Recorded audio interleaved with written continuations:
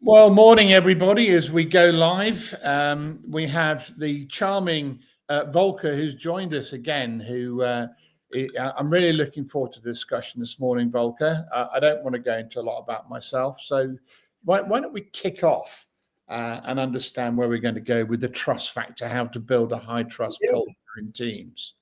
Yeah, I trust we have it all covered. Sorry.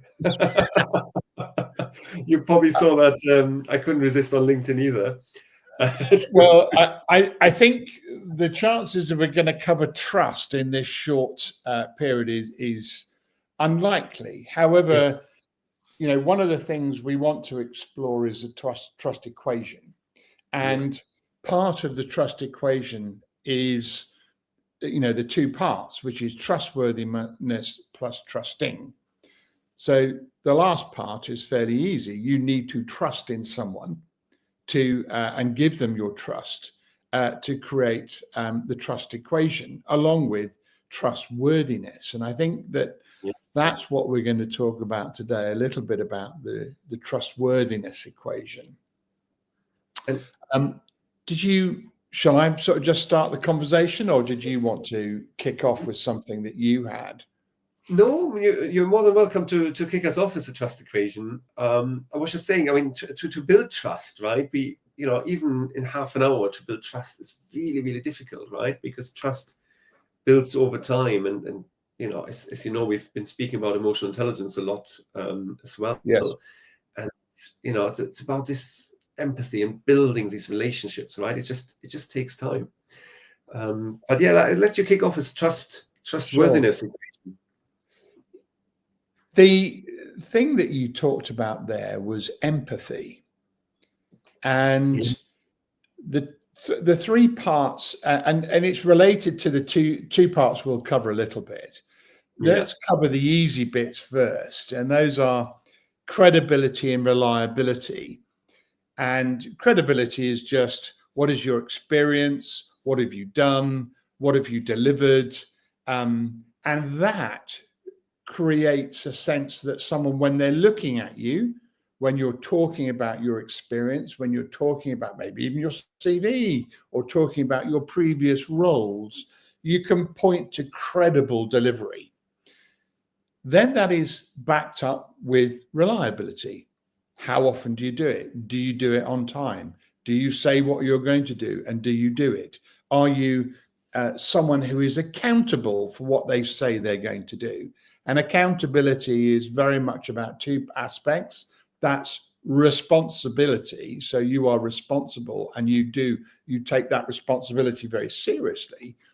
And then also, it's not just a case of delivering what you're responsible for, but taking ownership of how that result actually is thrown forward into the future and delivers value and creates engagement moving into the future, whatever it is that you've delivered. So it's having invested all the money, having invested all the time, having invested resources. The reliability is what are you now doing with that, because it's based on accountability. So let's talk about the other two parts. Let's talk about intimacy and self-orientation. We'll come towards self-orientation later. Intimacy, I think, is a really interesting word, because most people run off and start worrying about what you mean when you say, I want to be intimate to be trust. Yeah. Have you ever? That's a bit dodgy, couldn't it? Yes, and having occupied several senior roles and being a CEO myself, talking to people about, well, we need to get more intimate is not the way to go. So I thought it is the performance, it is the currency of a high performance culture to have trust. I mean, that is just simply, if you want high performance, you need to have trust. If you want to have trust, you need to have intimacy. And I was talking with a company at a food industry event yesterday, and the CEO there was quite clear that they have a culture whereby they are intimate with each other. And what does it mean? Well, intimacy is the emotional security or safety you feel when entrusting another person with something that is either personal information or your vulnerability. And this particular CEO was talking about how they had a relatively recent employee who had had a major life event. I won't go into details, but they immediately, as a company, stepped up and said, take time, you need to go do what you want to do. But it's that intimacy, the ability for her to share with them what this major life event was, to be vulnerable, knowing that she could trust her employee and the senior team to actually take on board that vulnerability and the concerns it was causing her, and to support her. Yeah. It's, This, the sorry. the key word is psychological safety, right? Or the buzzword, I should say, not keyword, right? Because that's been used by a lot of people. But you're absolutely right. I mean, as you know, we discussed that. Brené Brown, right, wrote a great book and a great TED talk on vulnerability. She's done a lot of books, by the way. I read a few of hers recently, and it's being able in an environment to openly share what's on your mind. As you say, personal things, life events, positive or negative, without being afraid that people might go like, oh, I don't know, your dog died, you can't concentrate on work, you're rubbish, and people put you down. But instead going, oh, your dog died, I'm really sorry, how can I support you? We're all here for each other, right? And that's where the aspect of emotional intelligence comes in again, right? Empathy, understanding, flexibility. There's so many aspects of the EQ model that play into that. But it needs to come from the leadership, and the leadership needs to, if I say, it needs to trickle down from the top to be able to create that culture where people can openly share. And you don't find it in many cultures that it's really the case. And I was giving a presentation yesterday to a group of account managers and salespeople. And if I say, we got about halfway through the presentation, and it was on emotional intelligence. And one of them started opening up and going like, yeah, I'm going through some life changes at the moment, and then openly shared his story, and then someone else shared their story. And it became one of those sessions which went totally off rail from a, if I say from my presentation, but it wasn't about me, right? I could, once a sudden I created a space there for people to share. And that was so valuable for them. It was so good to see that they could do that they were trusting each other, right? With that piece of information. So yeah, intimacy is great when it happens in companies. It is the language of successful high performance, as you say, and the trust being the language of high performance, or the outstanding aspect or value of high performance, is something that people need to embrace when individuals talk to you and they share things with you. Are you judgmental, or do you seek to understand why is this a concern for them? And that intimacy that allows you to not judge, but to seek to further understand, is a trait that goes through all successful cultures.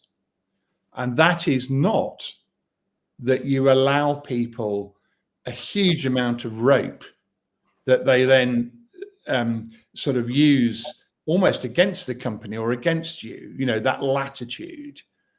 It's the ability to say, well, tell me more about that. Why is that affecting you so seriously?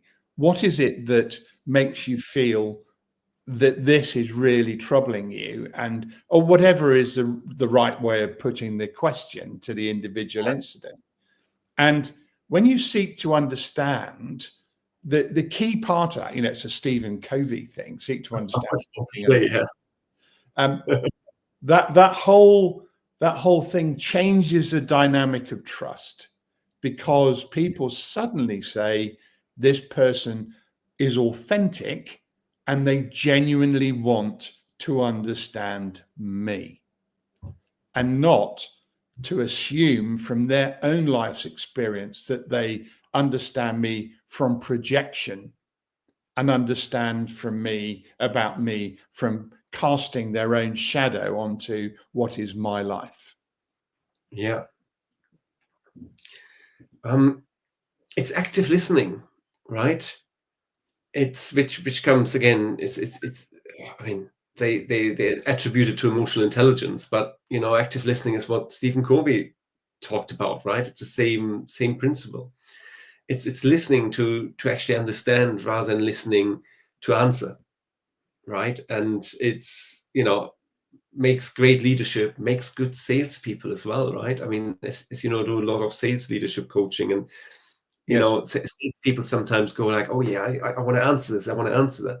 Don't focus on the answer. Focus on to actually understand the client properly or the prospect, to really, build that trust essentially, right? Because you're spending time with someone and you properly understand them. You can still download all your knowledge onto them, at a later stage, right? It's not important in the first instance, because we all know, right? If I just download information onto you in our first call, you might go like, that's a bit too much, right? He's talking at me, I don't want to deal with him, and then the rest of the equation becomes zero, basically. Yeah. The trust is out the window. So that question that you've just asked, I think part of the answer is really, for me, was eye-opening to myself. When I first started many years ago. I'm afraid I'm too old to be a recent learner. And that, although I learn all the time, that question, I remember a coach saying to me, are you pretending to listen to somebody while you formulate your next challenge and injection into the conversation? Or are you genuinely listening to somebody so you can understand them? And that whole principle that we're talking about, that you've just injected into the conversation of, you can always look at someone and their eyes are almost dead, or they say they're listening, but actually they're not being intimate with you. They're not being vulnerable. They're not being authentic. All they're doing is thinking about how they can either challenge your understanding without understanding, or challenge you with the next piece of information that is, please understand me. I need to tell you this. And that is from a sales perspective, as well as from an executive perspective, people seem to forget that people look at individuals and they immediately read them as, you're interested, or you just want to tell me your messaging. You're not interested in listening to me. And it becomes, I think, more and more difficult, because with online meetings, people are distracted, right? So they might do the emails, they might be on ChatGPT, they might, I don't know, be on WhatsApp, Facebook, Instagram, wherever, whilst being in meetings. And so it's a challenge, right? I think you notice in some meetings, or when I give presentations, and the camera is off, and you just know you're just talking to a wall. There's no engagement, there's nothing coming back, because people are not listening. Yes. And if you have that with a salesperson or a leader who you really want to, obviously you want to be intimate with, right? And Yes. you don't get anything back, then that's difficult, because then ultimately the psychological safety isn't there, because you don't trust that person, right? You tell someone something and you go like, does it actually resonate with the person? Did he or she listen? Well, absolutely. And I think you beautifully brought us to the thing that divides the whole trustworthiness. Yeah. And that is self-orientation. Yeah. And I, before we go on further, I've got to say to people listening in, and hopefully there are a few, this whole aspect, every client we work with, every CEO I've ever worked with, every CXO I've ever worked with, Yeah. eventually you'll come down to this equation and say, this is part of our problem. And most people do not say we have a credibility or a reliability problem. They do say we have an intimacy problem. You know, are we vulnerable? Are we authentic? And those things are very much things that you can address. But it's all destroyed in an instant. Destroyed in an instant when people do everything from a self-orientation perspective. And that you can imagine giving someone, you know, proving your reliability, proving that it's comes with enormous credibility and what you're doing is correct, and establishing vulnerability and telling stories, which is something else we haven't covered, about oneself and about one's EQ and about one's learning and about how one made mistakes so you really build the intimacy. And then you blow it all by saying, well, thanks very much. I'm off to do what I was going to do in the first place. Yeah. Or saying, well, I hope you've all got that. Now we need to do it my way. Or, and that's the absolute classic is, you know, the phrase, buy a dog and then stand by the gate barking yourself. And I never heard that one before. No. Absolute classic. You know, why buy a dog if you're going to bark yourself? And you find a lot of self-orientated people will agree that they have credibility, reliability, and intimacy, agree that others have credibility and reliability and intimacy. And then they'll start doing things like, well, let me tell you how to do your job. Yeah, because it becomes all about them, right? And it's the moment, I would argue, the moment it becomes all about you, then how can you create intimacy with someone else? You can't really. It's no real intimacy there, right? And we've you know, I'm thinking of two different scenarios actually in my head. So one is where you know in startups and scale-ups, you often find that that's the CEO and the founder thinks, oh, I'm the best person in sales, right? Mm-hmm. I've sold 1 or 2 deals when I first launched the company, so I'm good in sales. I'm a natural salesperson, which often isn't the case, let's face it. And you know, they then hire a salesperson to try to tell the salesperson how to do their job. You're like, no, you hire a salesperson so because that person knows how to do the job, and the salesperson then knows when to bring you in. So you know, it's about letting go. And the same is true for any other function, of course, right? From particularly in technical founders. But it's not making it about you and making it because the other thought I have is, you know, in terms of good leadership, you know, what I always did when I was still on the corporate side is I always said, you know, if everyone improves, you know, the ship rises with the tide, right? And you know, it's not about me. You know, I might be the captain of the ship, but by myself, you know, if I rise or not, it's the whole ship needs to rise. And it's, you know, this I just don't like selfishness, right? You're either in it together and you do it together or you don't, right? And then go and do something selfish somewhere. that's all right.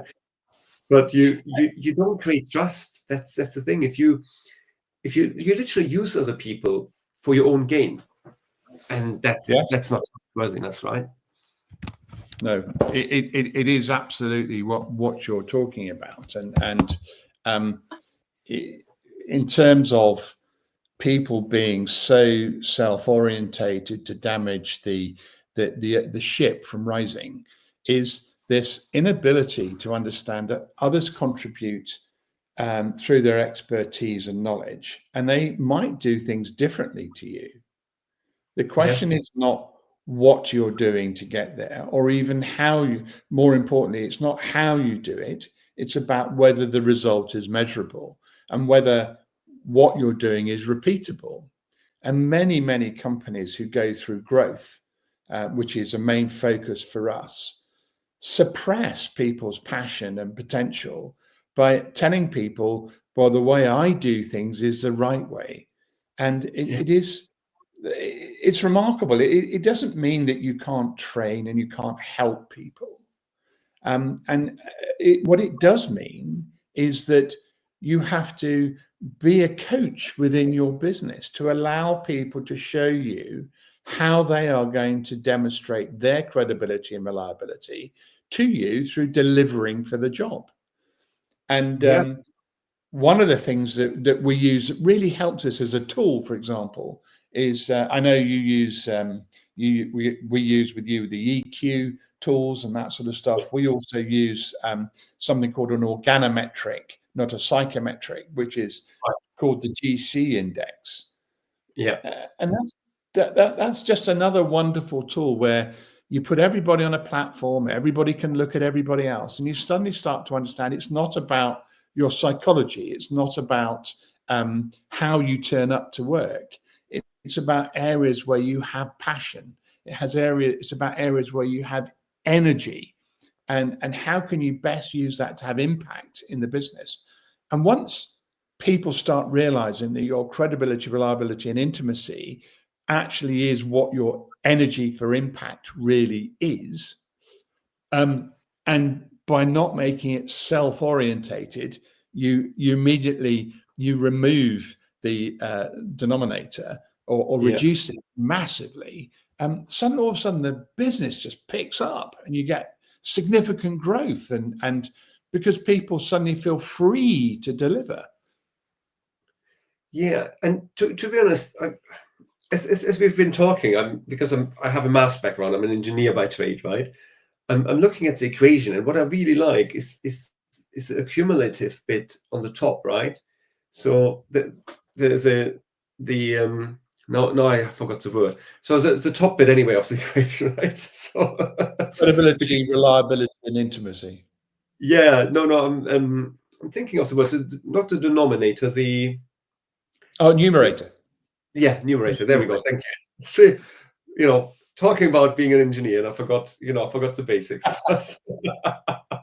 it's it's accumulative, right? The more credibility, the more reliability, the more intimacy you have, this all adds up, right?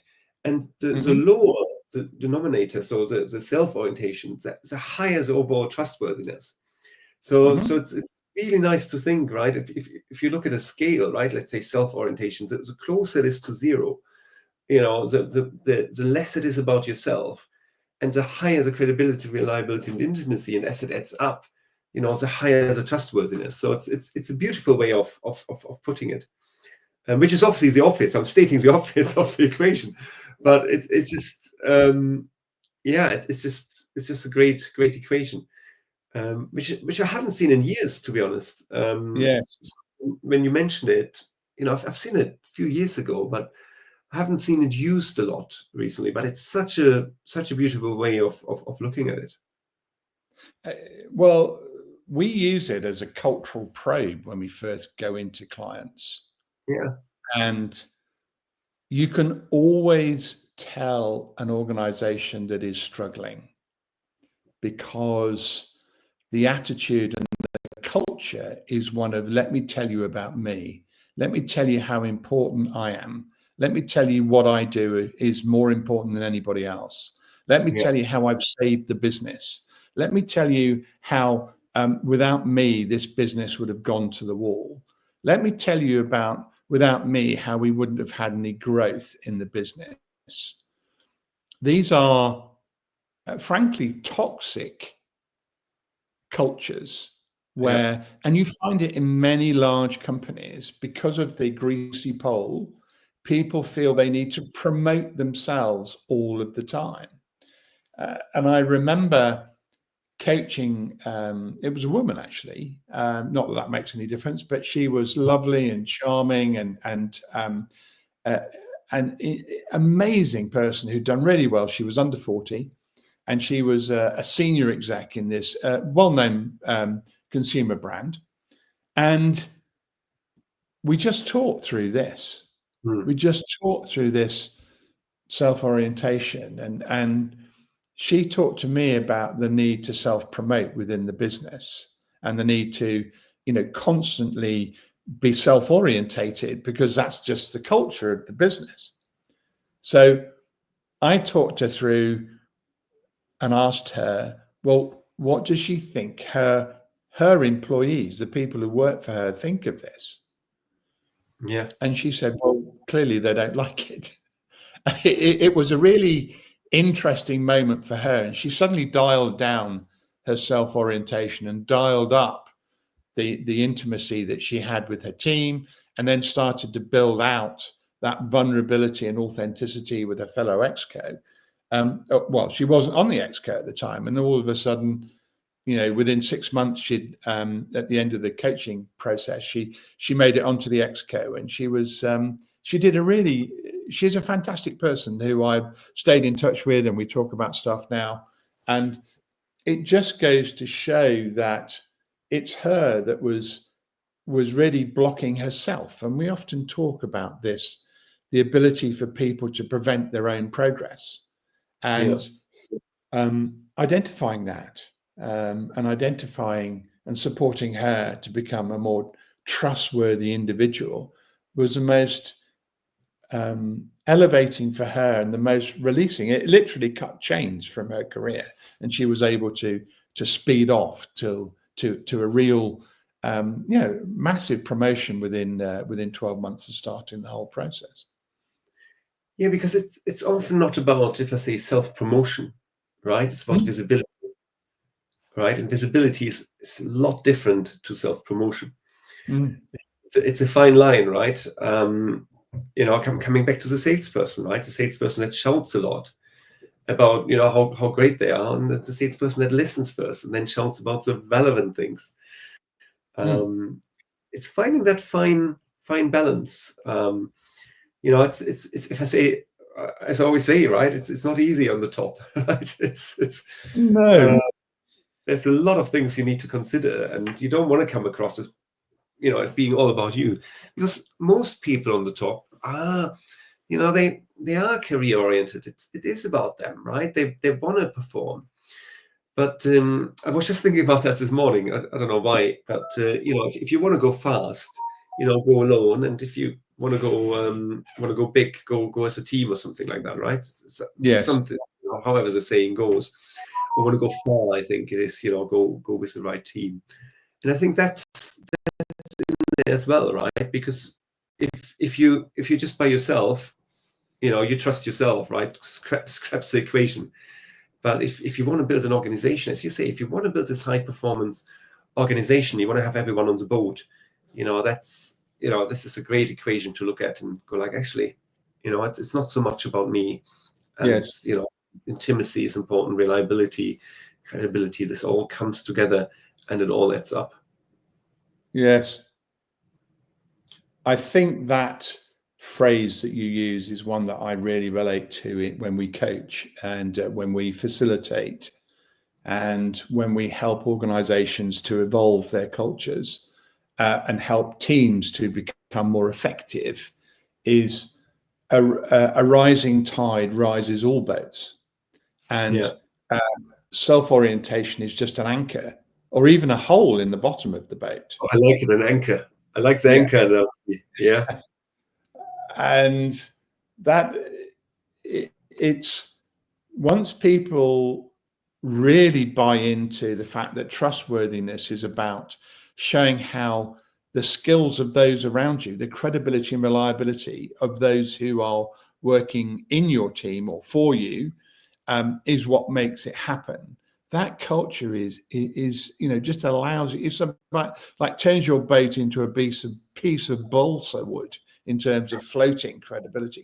Just rise up. You have less and less draft, less and less deep seated challenge to the culture of the business, and more we float, and we really drive value first, and that accountability, that being vulnerable about what is working and what isn't, stories about what works and what doesn't, the ability to give credibility to others and give a sense of achievement to others is what really allows most companies to thrive.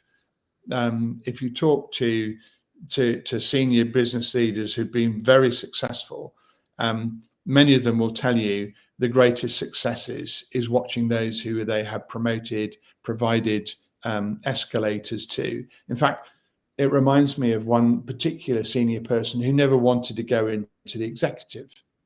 Yeah. And he always said to me, you know, I don't want my personal life exposed to that level of public company scrutiny. I don't want to be in that place. I have young children, and, you know, gave me lots of good reasons why he didn't want that. But he was more than willing to promote others, and more than willing to put others forward who wanted that, who had that aspiration. And he quite happily saw people get promoted past him, get to positions in public companies that he may have wanted to ascribe to, but his own vulnerability said, I don't want to have that level of public exposure to myself. And Yeah. it's very interesting how his lack of self-orientation allowed him to promote others and really push Cream to the top of this very, well, they were a FTSE 100 company. They've since been bought and merged, but you know, fascinating stuff, fascinating. Yeah. We're out of time, Michael, unfortunately. You know, we can, Well, I know we could go on, but I really enjoyed that. And I hope, you know, there are a couple of comments, you know, others enjoyed it as well, and brings value. And if nothing else, a bit of self-reflection to some of those leaders out there, right? To think, actually, yes. You know, what can I change in my organization? You know, and it doesn't need to be the whole organization. It can just be your business unit. And go like, Yes. how can I change things a little bit to increase this trustworthiness? Yes. And how can I change it with my clients as well, from a sales perspective, right? Yes. How do I get clients to trust me more, and therefore increase my sales, and maybe decrease the sales cycles, which at the moment are going up because of the uncertainty. So yeah, there's lots there. Thank you. Volker, you mentioned a couple of things. You mentioned Yeah. some TED Talks and an individual and a book. Yeah. And we will drop those as links. I will also talk about, we'll drop a link to the GC index. And if you want to try it, we'll put it as, you can just write to us or write to me, and we'll do a gift link, which means it costs you nothing. You effectively get some coaching and then some experience of what, you know, trustworthiness and having impact through authenticity really means.